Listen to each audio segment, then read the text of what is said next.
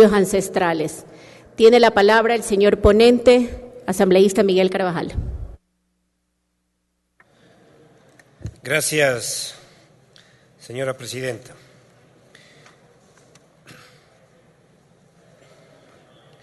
Como ustedes acaban de escuchar por voz propia de varias personas que representan a organizaciones campesinas, indígenas, a sector empresarial inclusive, este proceso de elaboración de la Ley de Tierras ha tenido un amplio camino, un ancho camino de debate, de discusiones, de revisión de propuestas.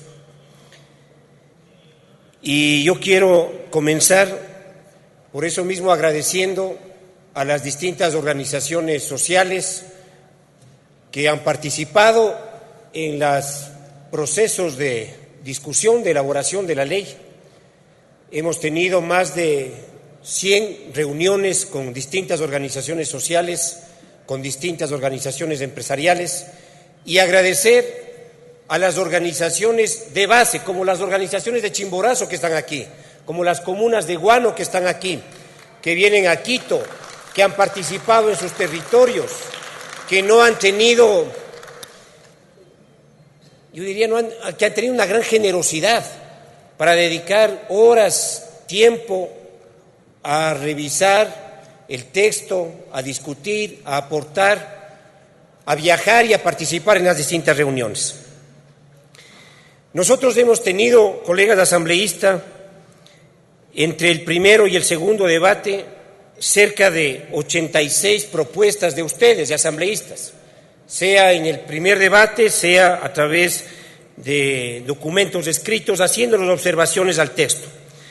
Y vuelvo y repito, hemos mantenido entre el primero y el segundo debate 23 reuniones de la consulta prelegislativa y cerca de 50 reuniones, con lo cual hemos tenido más de 100 reuniones a nivel nacional.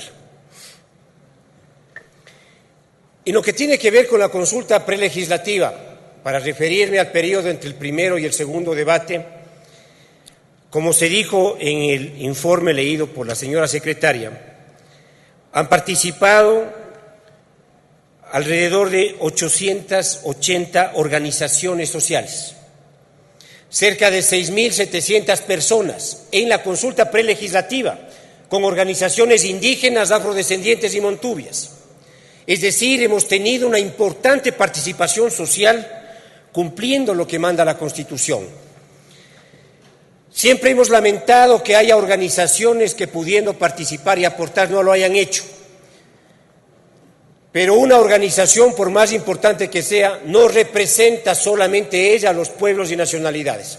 Aquí han participado cerca de 7.000 compañeros y compañeras de pueblos y nacionalidades en la consulta prelegislativa y su aporte han sido extremadamente importante.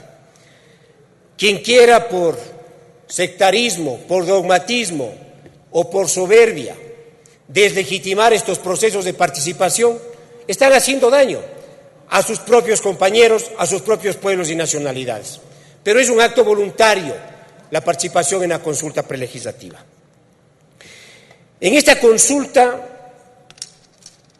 de manera resumida, se han planteado algunos consensos: definir la posesión ancestral de la tierra rural, garantizar el reconocimiento y la legalización de las tierras en posesión ancestral de nuestros pueblos indígenas, afrodescendientes y montubios, dar seguridad jurídica a la propiedad comunitaria de las tierras rurales. En ninguna parte de la ley se dice algo distinto a lo que acabo de mencionar. Es decir, la ley ratifica lo que está en la Constitución, que es la protección de las tierras comunitarias y de los territorios de pueblos ancestrales. Quien por allí ande diciendo que esta ley va a permitir destruir las comunas, fraccionar las tierras comunales, vender los territorios de pueblos ancestrales, como en algunas ocasiones se lo ha dicho, simplemente no está apegándose al texto de la ley. Consensos de la consulta prelegislativa han sido también formalizar, como aquí se ha dicho, el derecho de uso y usufructo. Y esto está incluido en el documento de segundo debate. ¿Qué significa? Que las familias de las comunas que tienen propiedad colectiva sobre la tierra, hoy no pueden realizar préstamos de vivienda o de producción, a veces ni bono de la vivienda, porque no tienen el título individualizado. Y no pueden tener el título individualizado porque la tierra comunitaria no se puede dividir ni fragmentar. ¿Qué se ha planteado y se ha acogido en la consulta y está incorporado en el texto de la ley? Que las familias de las comunidades que tienen título colectivo, indígenas, afrodescendientes, montubias, nuestras comunas de la costa, puedan acceder a crédito para la producción y para la vivienda con la mera certificación por parte de la autoridad máxima de la comuna de que son efectivamente miembros de la comuna y que tienen asignado para su uso y usufructo tierra comunitaria. Esto va a resolver muchos problemas de producción, pero también problemas de acceso a vivienda, de acceso a beneficios estatales en los programas de vivienda. Parte de los consensos también es incorporar a la familia comunitaria como parte de la agricultura familiar. Hoy se nos ha planteado también que se incorpore como parte de la agricultura familiar campesina a algunos empresarios, y nos parece adecuado. Parte de los consensos es tomar medidas para protección de los ecosistemas frágiles y proteger los derechos colectivos, de incluir las tierras comunitarias en las estrategias de desarrollo territorial y de protección de recursos que tiene el país, y de exigir que los conflictos se resuelvan, cuando hablamos de tierras, entre los dirigentes de las comunas, entre sus organizaciones y de acuerdo a sus propios mecanismos de justicia. Solo que en caso de que esto no se logre, pues pasar a los niveles judiciales nacionales. Pero hay también algunos disensos que hay que mencionar con absoluta transparencia aquí en el Pleno. Hay disensos, por ejemplo, o existieron disensos sobre cómo fijar límites para la no ampliación de la frontera agrícola en ecosistemas y en páramo.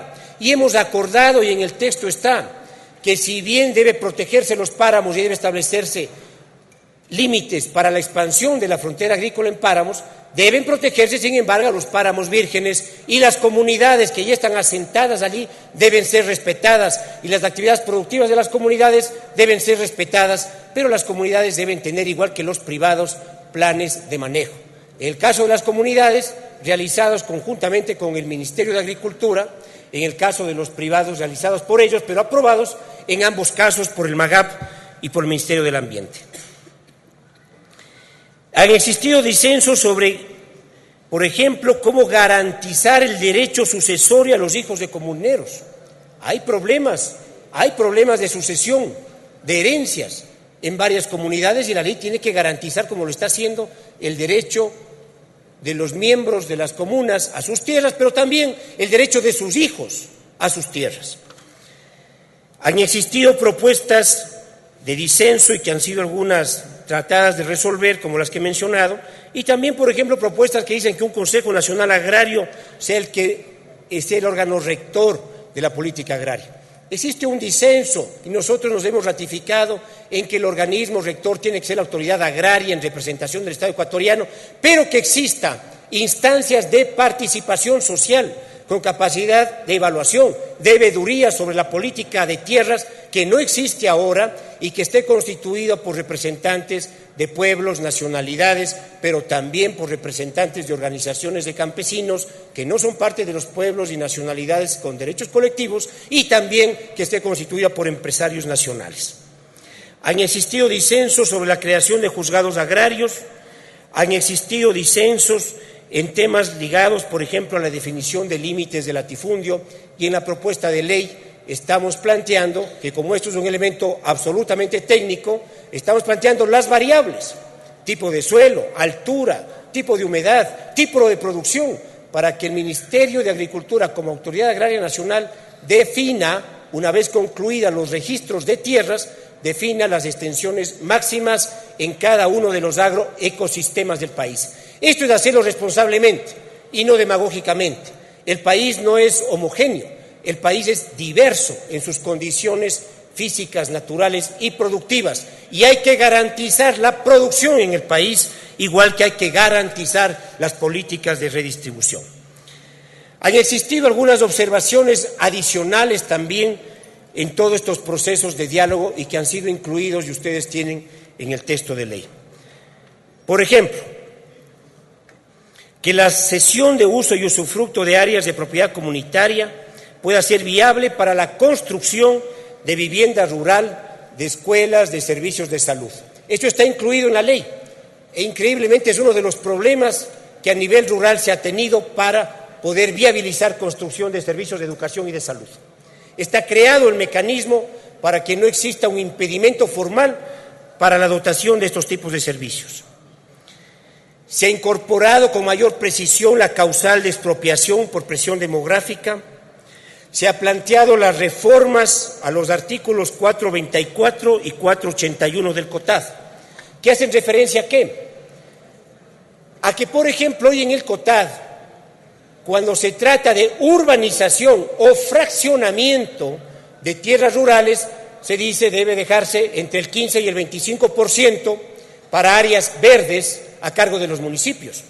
Eso nos parece que tiene sentido cuando se trata de tierras rurales que pasan a ser urbanas. Tiene que dejarse entre el 15 y el 25% cuando se trata de predios rurales que van a ser urbanizados o lotizados. 15-25% para áreas recreativas. Pero cuando un predio rural se fracciona y sigue siendo rural, ¿por qué tiene que dejarse entre el 15 y el 25% para áreas verdes cuando son, en esencia, digámoslo así, verdes? ¿No? Por lo tanto, estamos solicitando a la Asamblea que considere la posibilidad de esta reforma en el COTAD para que el 15 y el 25% se aplique solamente cuando se trate de urbanización, más no de fraccionamiento de tierras rurales. En igual sentido, hemos recogido estas propuestas cuando se trata de excedentes. La norma actual dice que más allá del error de cálculo, del margen de error, cuando hay excedentes se tiene que pagar por el excedente de la tierra al municipio. Pero aquí hay el caso de muchas personas que han comprado un cuerpo cierto, que la escritura dice más o menos de la chilca al eucalipto, del eucalipto al penco, pero que no son 10.000 metros cuadrados, sino que son 12.000. Con la norma actual, la persona debería pagar por esos 2.000 metros cuadrados adicionales. A nosotros nos parece que esto es inadecuado. Lo que hay que ajustar, si es que hay un problema de medición de superficie, es el pago del impuesto predial, sea en excedente o sea para abajo, sea si son no 10.000, sino 12.000, o si no son 10.000 y son 8.000. Pero no tiene que volverse a pagar por una tierra que ya ha sido adquirida. Igualmente se han planteado algunas observaciones que están incorporadas, como por ejemplo que se proteja a las personas que adquirieron tierra, que son propietarias con anterioridad a la declaratoria de áreas protegidas. Aquí hay muchos conflictos. Las personas que son propietarias de tierra y que la adquirieron con anterioridad a la declaratoria de área protegida deben tener evidentemente una restricción del uso, del aprovechamiento, saber qué pueden y qué no pueden sembrar y cómo hacerlo por la restricción que impone el área protegida. Pero no puede haber restricción al dominio, a su condición de propietario, a su posibilidad de heredar, a su posibilidad de fraccionar, a su posibilidad de vender. Estamos planteando, por tanto, que en estos casos también se recojan estas observaciones. El texto de la ley, por lo demás, define, como aquí se ha expresado, la función social. Todos los propietarios rurales tienen que producir y producir de una manera adecuada y generar empleo, cumplir la función ambiental, que no es otra cosa que producir de manera responsable con los recursos naturales. Se plantean causales de expropiación cuando no se cumple la función social, es decir, cuando se tiene tierra abandonada 2 años, tal como está la norma actual, cuando se tiene tierra abandonada, improductiva, a partir de una, llamémosle, de una notificación de la autoridad agraria, se mantiene durante 1 año, 6 meses más, o cuando exista condiciones de presión demográfica que obligue a resolver estos temas para beneficio de la población. Se mantiene, y con esto por razones de tiempo voy a concluir, compañera presidenta, se mantiene la causal de expropiación cuando se produzca un grave daño ambiental constituido en delito ambiental y sancionado como tal, y que el propietario no quiera resolverlo, no quiera resarcir el daño. Pero se excluyen de toda posibilidad de expropiación tierras comunales, territorios de pueblos ancestrales y propiedades privadas de agricultura familiar. Me refiero a propiedades menores a 75 hectáreas en la costa, menores a 25 hectáreas en la sierra, menores a 100 hectáreas en Amazonía y Galápagos. En caso de incumplimiento de la función social y ambiental, en estos casos, digo, es el Estado ecuatoriano que a través de inversión pública directa, en riego, en comercialización, a través de asistencia técnica, tiene que ayudar a que se mejoren las condiciones de producción y que se mejoren las condiciones de productividad. Pero de acuerdo a la propuesta, en ningún caso podrían ser expropiadas. El texto mantiene los elementos que aquí se han planteado respecto a la creación de un Fondo Nacional de Tierras como empresa pública, que sea el encargado de administrar las tierras estatales que van a entrar en programas de redistribución, orientados exclusivamente a organizaciones campesinas pobres, de campesinos que no tienen tierra o tienen tierra de mala calidad. Se promueve la agricultura familiar. En todos los casos se defienden los derechos colectivos de nuestros pueblos indígenas, afrodescendientes y montubios. Como he dicho hace un momento, se mantienen las regulaciones para protección de ecosistemas frágiles y páramos y se desarrolla una institucionalidad agraria nueva que tiene un objetivo: modernizar y mejorar la gobernabilidad, la administración de las tierras estatales en el país. Y la ley está proponiendo, el proyecto de ley propone una serie de mecanismos de institucionalidad, crear un sistema de información agraria ágil en el país. Todavía no disponemos de un sistema de información preciso y ágil, modificar las condiciones actuales por las cuales existen solo 4 distritos en el país donde se pueden resolver por la vía administrativa conflictos de tierra, pero también titulación. Si es que ahora tenemos compañeros y compañeras que quieren titular tierra, pueden y deben ir solo a Quito, a Guayaquil, a Riobamba y a Cuenca. Esto hay que modificarlo de manera radical para que en todas las ciudades del país se puedan titular tierras. Todavía hay cerca de 130 familias, 130 unidades productivas de personas que son herederas o beneficiarias de los procesos de reforma agraria que no tienen título, y en parte es por estas circunstancias. Esto hay que mejorarlo. Estamos proponiendo un esquema de institucionalidad que agilite la resolución de conflictos, que agilite la titulación de tierras. Por todo esto, colegas asambleístas, la Comisión de Soberanía Alimentaria les ha propuesto a ustedes este nuevo texto que reúne una gran cantidad de propuestas que han sido acordadas en los diversos diálogos, que contribuye, en nuestra opinión, a fortalecer los niveles de producción, de productividad del país, a tener una institucionalidad moderna y ágil del manejo de las tierras nacionales, de las tierras estatales, pero que también crea mecanismos claros, serios, para la redistribución de tierras y, por lo tanto, para mejorar las condiciones de equidad social vía producción en el campo. Esta es una propuesta de ley que protege a todos los tipos de propiedad, pero que sobre todo crea mecanismos para que el Estado pueda invertir en el mejoramiento de las condiciones de producción y de las condiciones sociales de los más pobres de nuestro país, garantizándonos producción a todos, propiedad a todos, pero también mecanismos institucionales para transferir recursos nacionales para la equidad social en el mundo rural ecuatoriano.